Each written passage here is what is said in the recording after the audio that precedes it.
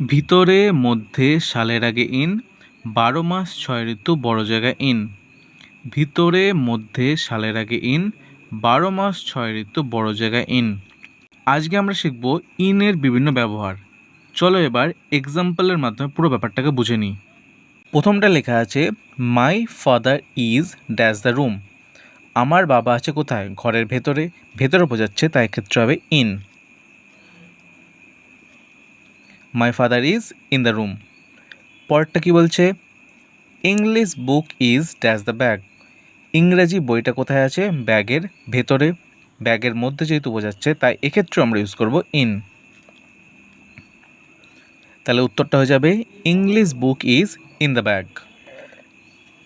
পরেরটা আছে হি was born dash 2016। সে জন্মগ্রহণ করেছিল 2016 সালে। যেহেতু এটা একটা সালকে বোঝাচ্ছে, তাই আমরা কি ইউজ করব? ইন। তাহলে উত্তরটা হলো হি ওয়াজ বর্ন ইন 2016। পরটা আছে we will go hiking dash the winter. আমরা শীতকালের সময় হাইকিং করতে যাব। যেহেতু শীতকাল একটা সিজনকে বোঝায়, তাই সিজনের আগে সবসময় ইন বসে। তাহলে উত্তরটা হয়ে গেল we will go hiking in the winter. পরেরটা বলছে monsoon starts dash August. Monsoon শুরু হয়, মনসুন মানে হচ্ছে বর্ষাকাল, শুরু হয় আগস্ট মাসে।